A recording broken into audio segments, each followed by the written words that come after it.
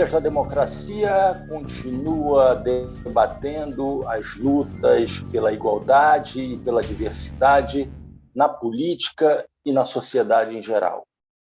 A nossa convidada de hoje é assistente social, mestra em serviço social e vereadora da cidade de Campina Grande, na Paraíba, pelo Partido Comunista do Brasil.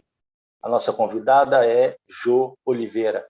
Jo, seja muito bem-vinda ao Trilhas da Democracia. É um prazer recebê-la nesse espaço de debate e de defesa da democracia e dos direitos humanos. Seja muito bem-vinda, Jo. Imagina, Marco, eu que agradeço, né, ter a possibilidade de estar aqui nessa ferramenta que tem como bandeira a defesa da democracia e dialogar com as pessoas, né? É sempre importante quando a gente tem a possibilidade de partilhar os nossos pensamentos, as nossas ações, de que modo a gente pode contribuir para essa sociedade de fato democrática, né, que é o que faz a gente se movimentar todo dia para construí-la. Jo, vem causando uma polêmica muito grande o artigo publicado no domingo passado na Folha de São Paulo pelo antropólogo Antônio Risério. Nesse artigo, ele defende a tese de que, com o identitarismo, teria se desenvolvido o racismo de negros contra brancos, um racismo, na narrativa na argumentação do Antônio Risério, um racismo que teria se tornado não mais uma exceção, mas sim a norma, com o avanço daquilo que ele chama de neorracismo identitário. Eu queria, então, te convidar a refletir sobre essa inoportunidade, né, da publicação desse artigo, e, de uma maneira mais geral, sobre as teses do racismo reverso, né, da ideia de que não existe racismo no Brasil, e aqui eu não estou nem me referindo às teses de democracia racial do Gilberto Freire, mas sim às teses de, por exemplo, Ali Campbell, né, aquilo que vem defendendo já há muito tempo Demetrio Magnoli, né, e, por fim, o Leandro Narlock, que ocupa o espaço do negacionismo histórico na Folha de São Paulo. Então, por favor, Jo, fique à vontade para refletir com os nossos ouvintes, os nossos espectadores, sobre essa questão. Por favor. Estou rindo aqui, mas é de nervoso, né? Como diz algumas pessoas. E assim, eu particularmente não li esse artigo, mas acompanhei muito da repercussão dele a partir das redes sociais, inclusive porque foi colocado, né, por ativistas e pessoas que estão ligadas na pauta racial, mas também não, né? Não só pessoas negras, não só o movimento negro, mas muita gente, inclusive, teve a capacidade de se indignar, né, daquilo que foi posto e da forma como foi colocada. Assim, eu particularmente considero de uma ignorância muito grande sobre a nossa realidade. E não é a ignorância somente no sentido de desconhecer o que a gente vivencia, mas a ignorância mesmo no sentido restrito da palavra, né? Preferir ignorar aquilo que a gente tem, inclusive a partir dos dados, aquilo que está aí posto para a gente, de como a gente vivencia essa sociedade, de como ela não é democrática para nós, a população negra, e colocar isso, inclusive, como atos isolados ou ações isoladas de talvez uma pessoa negra violenta, ou, enfim, uma coisa muito do campo pessoal, se a gente pode colocar assim, e trazer isso para essa referência do todo, né? Então, assim, além dessa ignorância, também é desonesto, né? Porque aí você leva em consideração que, por exemplo, nós não temos acesso à estrutura desse país que nos possibilite, né, ter a possibilidade de oprimir alguém a partir do nosso lugar enquanto pessoas negras e colocar uma pessoa branca, por exemplo, nesse lugar de oprimido. A gente não tem esse poder político, econômico, social, né, jurídico. Então, como é que a gente vai estar aí fazendo ou reproduzindo esse tipo de racismo, como ele é colocado, e fazendo essa diferenciação mesmo, essa hierarquização entre as pessoas? Então, às vezes eu vejo isso de forma muito preocupante, primeiro pelo veículo que foi colocado isso, então já não vejo assim de uma forma muito inocente, há uma intencionalidade política, né, e aquilo que eu faço sempre questão de colocar, sempre que enquanto população negra, enquanto povo preto, a gente tem a possibilidade de trazer à tona pautas ou denunciar aquilo que é do nosso dia a dia, da nossa realidade, a gente tem uma contraofensiva nesse sentido, né? Na mesma medida em que a gente tem alcançado ainda lugares que são necessários para a gente, como espaço político, como espaço midiático, como ações ainda muito pontuais, a gente tem todo um movimento desse para tentar nos colocar nesse lugar de que somos nós agora os algozes, né, quando na verdade nós sempre fomos vítimas dessa estrutura que estrutura a nossa realidade, a nossa vivência nessa sociedade, que é racista, que é misógina, né, que é classista. Então, a gente precisa, inclusive, desconsiderar isso. Mas como é que a gente desconsidera quando pensamentos como esse ocupam ferramentas, né, tão importantes e que têm essa capacidade ainda de reverberar uma fala como essa em pleno século XXI? Né? E, ao mesmo tempo, nos leva aí a refletir, por exemplo, será que essa pessoa, né, desconhece que as pessoas que ainda hoje são resgatadas em trabalhos, por exemplo, análogo ao escravo, são pessoas negras, sejam elas na condição de trabalhadoras domésticas, de pessoas ligadas ao garimpo? Será que desconhecem os dados mesmo com relação ao genocídio da juventude negra, a relação do feminicídio, que significa, por exemplo, a face da miséria desse país? Então, assim, nada é sem uma intenção, principalmente quando a gente também vai passar aí por um contexto político, um contexto político eleitoral, em que temas relevantes para nós estarão também em pauta, e aí a gente tem ações como essa. Então, eu fico sempre muito preocupada, porque isso acaba sendo só um caminho do que vem aí de muito mais dificuldades para que a gente sustente esse debate. E aí, infelizmente, a gente ainda se encontra não só nesses espaços, por exemplo, dos meios de comunicação, mas até aqui nas nossas práticas diárias mesmo, né? Volta e meia, quando a gente coloca algum tema que é relevante, a gente escuta de alguém, ou de pessoas que estão aqui nesse espaço que a gente transita, por exemplo, como a Câmara de Vereadores, ou outros espaços também de vivência, né? Mas lá vem vocês com essas pautas, lá vem já trazendo essa coisa. Quando a gente muitas vezes quer se colocar nesse lugar ainda de reconhecer a nossa humanidade, de dizer que somos pessoas negras, de colocar a nossa identidade aí como um lugar importante para marcar esse debate no conjunto da sociedade.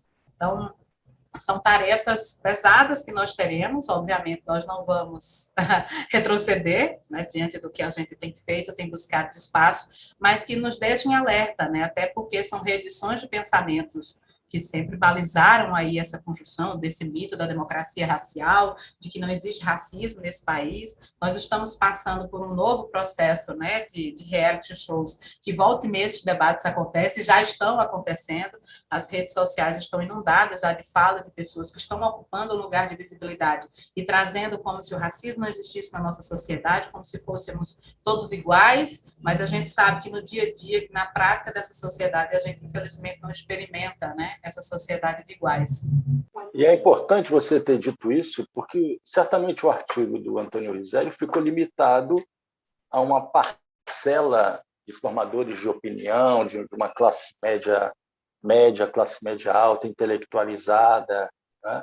Mas aqui eu imagino que os impactos trazidos por determinadas falas da nova edição do Big Brother Brasil alcancem uma parcela significativa do senso comum, né? E também do mundo das redes sociais, né?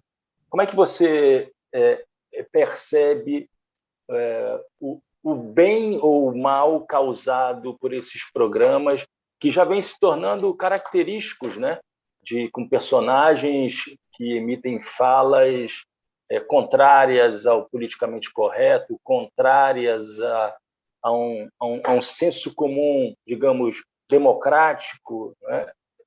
Que se formou no Brasil em relação a determinadas pautas, como aquelas que dizem respeito à etnia, à raça, a gênero, orientação sexual, etc.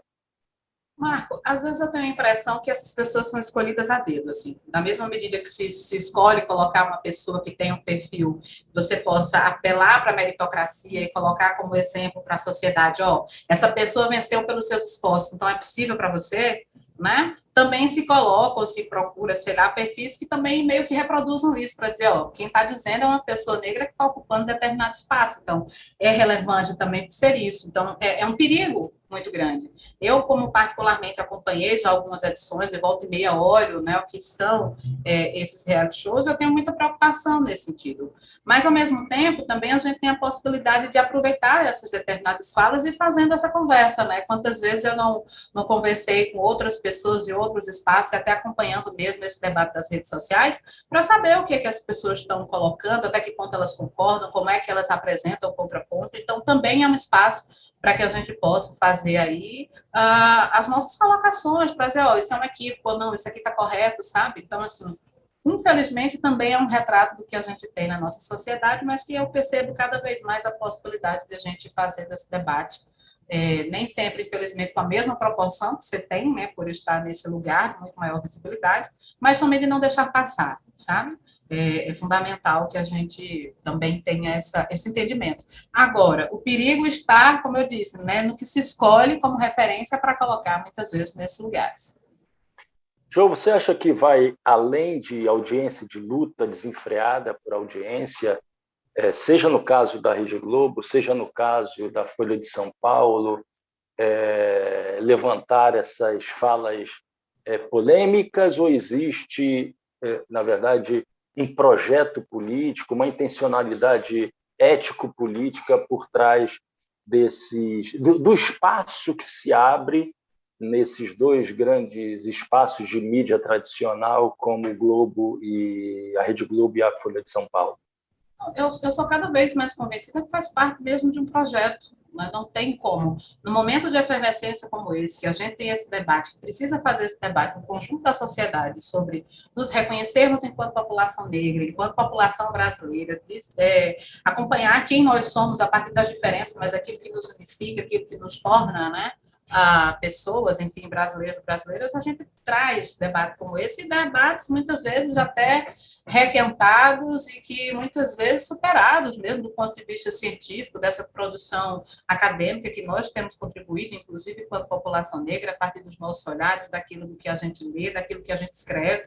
Então, assim, eu nunca imagino que é aleatório, que é ingenuidade, sabe? Tem sempre uma intencionalidade, eu não consigo não perceber que não seja isso. Infelizmente, sempre, de novo, sempre que a gente tem a possibilidade de fazer um debate mais ampliado, por exemplo, a gente vem ainda de uma efervescência do Vidas Negras Importam, né? E aí, o que é que a gente acompanhou desse movimento até aqui? A gente teve um movimento cada vez mais massivo de pessoas dizendo que precisam ter a sua condição de pessoas brancas respeitadas, não é? Ou falar dessa questão das vidas brancas que também importam, ou falar de tantas outras coisas que não precisariam nem ser postas, né, em debate, e infelizmente a gente acaba acompanhando isso. Então, eu não consigo não perceber como não sendo parte de um projeto mesmo, para trazer esse tipo de debate, enfim, ainda no nosso contexto. Jô, você entende que as pautas identitárias devem estar presentes no programa político que seja o programa político da candidatura majoritária de um bloco de forças democrático e progressista, ou, por exemplo, como recentemente defendeu o prefeito do Recife, João Campos, de que as pautas identitárias não são as pautas principais para um projeto de transformação do Brasil, de enfrentamento, um projeto alternativo e de enfrentamento a Jair Bolsonaro. Quem diz isso geralmente é uma pessoa branca, né? Então vamos aqui começar por esse processo. A pauta identitária ela não só deve estar presente, como as pessoas que estão em torno. E aí não é só pauta, né, mas que estão em torno dessa vivência das questões raciais também precisam construir os programas. Porque, assim, você não está falando para negros, você não está falando para indígenas, você está vivenciando e dialogando com essas pessoas. É um processo de construção e ele precisa ser coletivo, né? Então, não é somente falar sobre ou trazer o tema, é estar nessa construção também. E é fundamental que os projetos políticos tenham a capacidade de ouvir, construir, se comprometer em implantar aquilo que possa ser resultado dessa construção, porque assim, nós temos muitas vezes, ainda enquanto movimentos sociais, ainda enquanto campo político, a tendência a dizer, não, uma opressão ela é mais importante que a outra, e volta e meia a gente está se debatendo aí com essa questão de classe, com as questões de gênero, com as questões raciais, como se elas não fossem, não estivessem interligadas, como se as opressões, por exemplo, elas não conferissem, né, essa capacidade de nos colocar em lugares diferentes quando elas se intercruzam, né, quando elas se sobrepõem. Então, é importante que a gente leve sempre em relação que nós, quando falamos, por exemplo, eu, quando falo na condição de mulher negra, que estou chegando a primeira vez na Câmara de Vereadores de Campina Grande e trago essa questão da identidade, é reforçar que nessa estrutura política que define vidas, que se fala de projetos políticos, que tem a possibilidade de mudar o dia a dia das pessoas, nunca teve a figura de uma mulher negra nesse lugar. Não é só a representatividade, é a questão da identidade que está lá colocada e que tem a possibilidade de trazer o seu olhar e intervir nisso diretamente. Então, é ter a possibilidade de, na condição de cidadã, com um potencial eleitoral de ser votada e votar, de estar ocupando aquele lugar. É o básico quando a gente fala dessa questão da identidade, é o meu direito na condição de mulher negra de construir também um programa político que vai dizer respeito ao conjunto do país, né, ao conjunto do estado, da nossa cidade. Então, é estar na construção e na execução desse programa. É extremamente importante também que a gente leve em consideração isso. E, Jô, você acaba de completar um ano de mandato, né, na Câmara de Vereadores de Campina Grande, e eu queria que você compartilhasse conosco, né, quais foram as reações negativas e positivas. Eu imagino que as reações negativas tenham sido fortes, né? E também quais as linhas de ação do teu mandato voltadas ao combate ao racismo, combate à misoginia, combate ao preconceito de classe. Então, por favor, eu queria que você dissesse, de alguma maneira, fizesse um balanço desse teu primeiro ano de mandato, tendo em vista essas três dimensões, a dimensão étnico-racial, a dimensão de gênero e a dimensão de classe. Primeiro, eu fico sempre muito feliz quando eu tenho a possibilidade de falar desse mandato, né? Porque, assim, ele é resultado de um processo aí de pelo menos 6, 7 anos que a gente vem nessa construção de ter a possibilidade de chegar nesse espaço, né? Então, assim, está hoje falando sobre esse ano de mandato é colocar uma construção que a gente começou lá em 2014, 2015, falando sobre a necessidade de ocupar espaços estratégicos, né, para a nossa luta, e o espaço do Legislativo Municipal foi uma dessas ferramentas que se apresentou como necessárias para que a gente pudesse, né, fazer essa intervenção. Então, estar aqui hoje falar sobre esse ano de mandato é também falar sobre esse caminho que a gente percorreu, né, e colocar que ele não foi fácil, né, foi muito difícil chegar nele, mas no momento em que a gente chega, tem a possibilidade de ouvir muitos relatos de pessoas que dizem do quanto se sentem representadas, do quanto tem sido bacana ouvir o que a gente fala lá na tribuna da Câmara de Vereadores, do quanto se identifica do que aquilo que a gente traz, e também tem a possibilidade de fazer os enfrentamentos, né, porque volta e meia a gente está trazendo alguma coisa, alguém diz, mas vocês estão criando. Não, isso não existe, isso não é da nossa realidade. E aí a gente diz, como não? Né? Se nós estamos falando aqui, inclusive, baseado naquilo do que a gente experimenta, né? Do que o mandato tem se proposto a fazer, como, por exemplo, construir projetos de forma coletiva, sentar com os movimentos, as entidades que pautam, por exemplo, a questão racial aqui na cidade e apresentar um projeto de lei que paute um programa de enfrentamento ao racismo institucional na nossa cidade, de dialogar com as mulheres, sejam elas organizadas em movimentos ou não, e fazer plenárias, e ter a possibilidade de ouvir o que essas mulheres entendem como importante, como necessário para a cidade, a partir da lógica delas, e ter a possibilidade de levar isso, não só o debate para a Câmara, mas também apresentar isso enquanto projeto de lei, subsidiar as nossas discussões com os secretários e secretárias que estão, né, no exercício da gestão mesmo da cidade no dia a dia. Então, assim, essa possibilidade de estar aberta, né, enquanto espaço de legislativo, mas de ouvir as pessoas, fazer essa interação, tem uma coisa que foi essa coisa que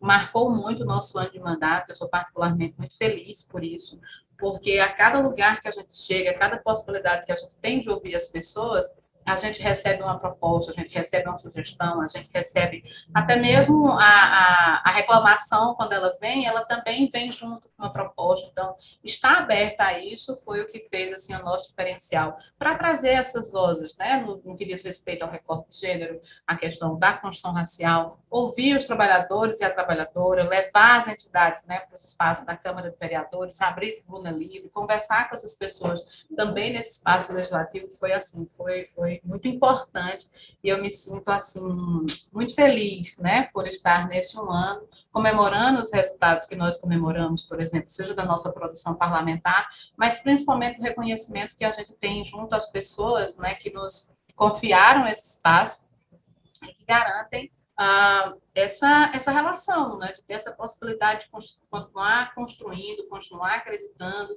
porque infelizmente a gente está no espaço político que as pessoas ainda são muito assustadas com ele, né? Ainda está no conjunto da sociedade que uma vez que você se insere em um determinado espaço, você automaticamente vai ser engolido por essa máquina, por essa estrutura e talvez reproduzir muito dos comportamentos, né, que a gente ainda atribui à classe política. Então, quando a gente está em determinados espaços que escuta a pessoa dizendo que bacana que você não mudou, que bacana que você continua ouvindo as pessoas, que bacana que você se disponibiliza a isso, eu acredito que a gente está no caminho que a gente pensou quando ouviu as pessoas, as entidades, inclusive para a construção da nossa carta-programa, mas agora, nesse um ano, para a execução dela, né, assim, do que a gente já pode avaliar aí do que foi feito, seja na condição de trazer tanto os projetos de lei, como as audiências públicas, as tribunas livres, enfim, a todas as possibilidades que a gente teve de dialogar com as pessoas.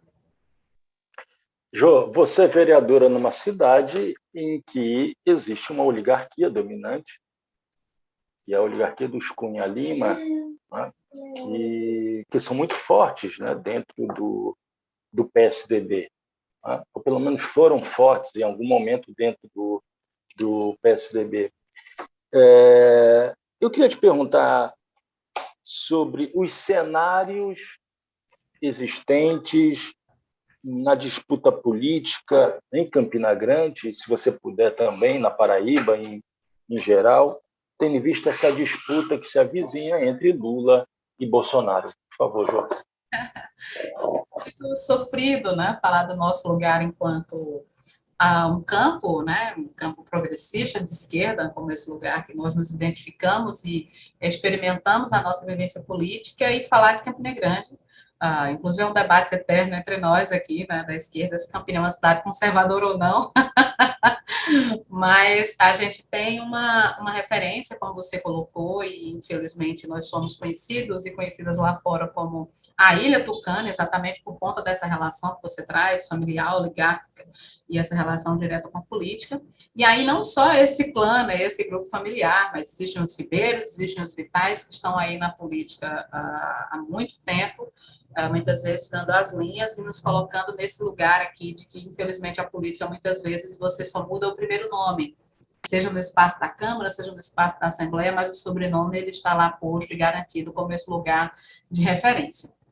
E, assim, falar desse lugar com relação a esse campo familiar também é trazer que, infelizmente, por exemplo, o PT nunca ganhou aqui nessa cidade. Então, isso marca também um lugar de como a cidade ela também tem uma opção, né, por um projeto muito mais à direita, né, visto que a gente se coloca enquanto campo.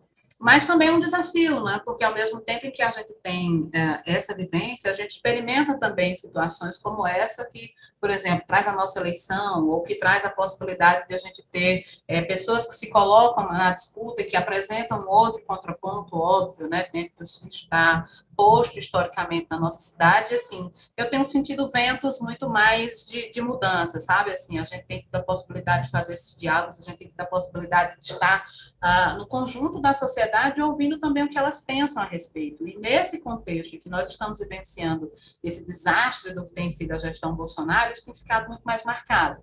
Obviamente que a gente precisa colocar que o Bolsonaro ganhou aqui na cidade com 56% dos votos válidos, ganhou também na capital, ganhou em Cabedelo, então, assim, dos 5 maiores colégios eleitorais, ele ganhou em 3 aqui no nosso estado, né? Então, isso mostra também um caminho. Mas hoje, quando a gente conversa com as pessoas, quando a gente tem a possibilidade de dialogar com os motoristas de aplicativo, de transportes de modo geral, quando a gente está na fila do supermercado, está dialogando com as pessoas, a gente tem se deparado com a indignação delas com relação a esse projeto político que está em voga. Então, mostra que a gente tem esse campo aí para pautar, para fazer os enfrentamentos e colocando para as pessoas, né, isso que a gente tem vivenciado, e traduzindo essa realidade, que muitas vezes chegam para as pessoas com a linguagem jornalística, né, vamos colocar assim, das grandes massas, que nem sempre traduz aquilo do que de fato é, então a gente tem uma tarefa aí de estar fazendo esse debate com as pessoas. Eu não gosto dessa expressão de dizer a gente precisa voltar às bases, né, porque parece que a gente não estava, mas assim, de ter a possibilidade de estar cada vez mais junto, e em todos os lugares que sejam possíveis a gente fazer esse desmonte, né, fazendo essa fala do que é posto pelo próprio desgovernante, como também, né, dos meios de comunicação, que tem ainda a possibilidade de fazer esses enfrentamentos. Então, tem sido um cenário que eu tenho achado particularmente bacana da gente fazer, e olha que eu estou falando de Campina Grande, né? Mas com relação ao Estado, a gente tem aqui uma disputa, né, que está cada vez mais marcada com a liderança, né, em termos de números, e as pesquisas apontam que o Lula tem uma larga vantagem aqui no nosso Estado, como teve historicamente, inclusive, Haddad ganhou no nosso Estado, mas assim, onde a gente chega tem sentido esse vento, né? Não sei se eu sou muito animada com a história, né? E às vezes eu preciso me segurar um pouquinho, mas assim, a gente tem tido a possibilidade de ouvir das pessoas, né? Do quanto elas estão insatisfeitas com esse cenário. O que me preocupa é que talvez um campo aí que possa responder essas questões de Bolsonaro, sem necessariamente se colocar um campo, por exemplo, em relação ao PT, possa ganhar espaço. O Moro teve por aqui esses dias, né, bancou o baladeiro, teve umas festas, pegou Covid, inclusive, é importante colocar, né, e teve aí umas festas, né, pela cidade, pelas cidades, e ao que parece, teve pelo menos uma aceitação, mas assim, não foi nada do que se comparado certamente à vinda de Lula para cá e do que a gente aguarda do que será esse momento, né? Então, em termos a nível nacional, o debate ele será de fato acirrado, volta e meia a gente tem a possibilidade de experimentar na Câmara de Vereadores, né? Falas muito conservadoras, inclusive reproduzindo o pensamento do próprio presidente, né?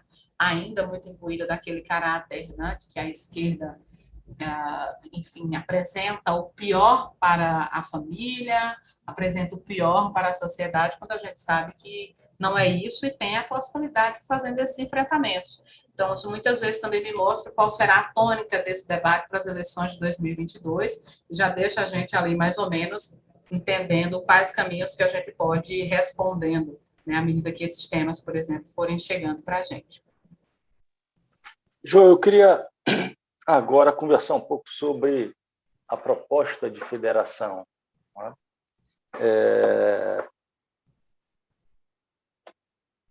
Se aventa a possibilidade, né, da construção de uma federação formada pelo PT, pelo PSB, pelo PCdoB, principalmente, seria, digamos, o núcleo estratégico dessa federação, mas, ao mesmo tempo, no campo da esquerda, centro-esquerda, né, também se fala da concretização de uma federação que reúna PSOL e Rede.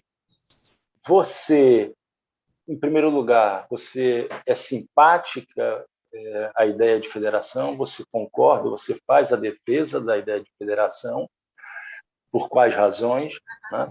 E se você pudesse optar, né, por qual das duas federações, uma federação junto a PT, PSB, ou uma federação junto à Rede e PSOL, em que campo você acha que o PCdoB deveria se integrar, ou ainda se haveria a possibilidade de uma única federação que reunisse todo esse conjunto de partidos da esquerda e centro-esquerda?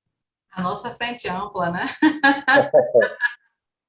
Seria um sonho, inclusive, isso. Eu acho que nós avançaríamos muito nesse contexto. Mas, assim, primeiro é importante colocar o lugar que o PCdoB teve nesse processo de debate sobre as federações, né, até do ponto de vista mesmo do que significa a federação para a nossa realidade, para a nossa sobrevivência, inclusive enquanto partido. E é importante falar sobre isso, que nós estamos falando das federações, da importância que ela tem para o PCdoB do ano do centenário do partido, né? Então, é muito importante também trazer isso à tona. E aí colocar o seguinte, quando eu tive a possibilidade de dialogar em agosto, né, com a nossa presidente Luciana Santos, sobre a federação, e ela colocando para a gente o quanto é importante a gente apresentar uma proposta política, uma proposta de agremiação política, para além das coligações, né? Porque a coligação, ela tem um fim muito simples, ela tem um fim muito em si mesmo, que é meramente eleitoral e pontual para uma única eleição. E a federação, ela nos traz essa possibilidade de a gente pensar de forma articulada para mais processos, né? Traz para a gente a possibilidade de pensar de forma ampliada, para trazer mesmo programas, pensar em um estatuto, pensar de forma muito mais articulada, como eu acredito que será, né? Um exercício fundamental para a gente nessa perspectiva mesmo, né? De nos organizarmos, de pensar em projetos políticos comuns. Então, eu sou entusiasta da federação nesse sentido, do que ela nos traz a partir da nossa capacidade de articulação, de organização e atuação conjunta. Se ela acontecesse com todo mundo, seria fantástico, né? Imagine, a gente fala há tanto tempo dessa possibilidade de frente ampla, de construir um caminho coletivo cada vez mais plural, que levasse em consideração a nossa diversidade, mas aquilo que nos irmana, né, que nos coloca juntos e juntas, seria fantástico. Eu sou muito simpática por essa relação PT, PCdoB, PSB, porque eu passei muito tempo no PT, eu acho que eu fiquei uns 15 anos filiada ao PT, então conheço mais ou menos o funcionamento, a estrutura. Também fui filiada ao PSB, então conheço também a estrutura, então tenho muito mais afinidade do ponto de vista pessoal e da minha atuação política, né, nesses últimos 20 anos. Mas, assim, eu tenho certeza que o partido vai construir o melhor caminho do que seja relevante, né, para a sua manutenção, mas principalmente para essa construção enquanto partido. Aqui eu já ouvi, por exemplo, a possibilidade de federação, rede, PV e PSOL, né? Então, eu conheço muita gente do PSOL, muita gente que garante um debate importante, que se o PCdoB estivesse lá, também contribuiria de forma como deve ser dentro desse campo que a gente defende, das bandeiras que nos são comuns, mas também elas são possíveis aqui junto ao PT, junto ao PSB, junto ao PCdoB. Então, vamos ver o que significa esse processo. A gente sabe que tem um caminho longo aí, até porque tem muita coisa que está sendo pautada, inclusive nessa questão da disputa pelo PT com o governo do Estado em São Paulo, por exemplo, o próprio governo aqui em Pernambuco. Então, onde as forças elas precisam estar muito mais alinhadas, a gente sabe que vai definir muito, né, do que significam isso, mas é sempre um momento importante, porque nós temos a possibilidade de construir caminhos cada vez mais coletivos. Não que não sejam antes, mas aí a gente sabe que agora a coisa precisa estar muito mais articulada, inclusive do ponto de vista de um estatuto, né, de uma coisa que garanta essa organização e por processos, não somente para uma eleição, por exemplo, a 2022. Jô, uma última pergunta. Você é assistente social, graduada em serviço social, fez o mestrado em serviço social. E eu queria te perguntar qual a importância, eu sou professor do Departamento de Serviço Social da Universidade Federal de Pernambuco, e eu gostaria de te perguntar qual foi a importância da graduação em serviço social, do mestrado em serviço social, no teu processo de amadurecimento político, o teu processo de formação política. Obrigada, Marco. Então, eu sou apaixonada pelo serviço social, primeiro porque trouxe essa dimensão de classe, né? Me perceber enquanto sujeita que tem um papel, né, não só do ponto de vista da atuação profissional, mas de comprometimento ético-político mesmo, né, com a classe trabalhadora. Então, o serviço social me garantiu isso.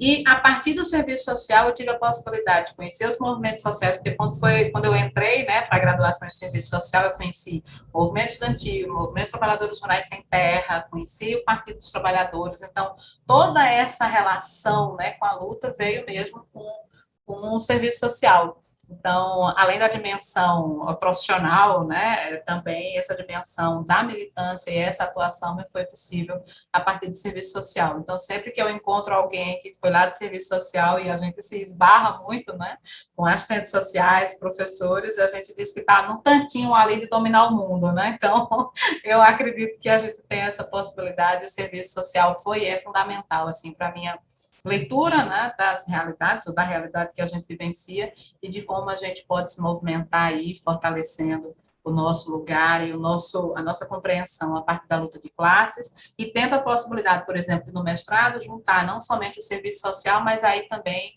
essa questão do aspecto racial e de gênero, porque o meu mestrado, a linha foi diversidade e relações de poder. Então, por exemplo, ter a dimensão de que nós temos um compromisso ético-político com a classe trabalhadora e reconhecer quem é essa classe trabalhadora, né? Muitas vezes colocando esse lugar da mulher negra, foi assim, me achar no mundo, como eu costumo dizer, e o serviço social teve esse lugar. Jo Oliveira, vereadora do Partido Comunista do Brasil na cidade de Campina Grande, na Paraíba, muito obrigado. E na próxima semana, dando continuidade no quarto programa da série Lutas pela Igualdade e pela Diversidade na Política e na Sociedade, nós entrevistaremos uma outra Jo, a Jo Cavalcante, co-deputada do PSOL na Assembleia Legislativa de Pernambuco, junto a Rombeyoncé Lima.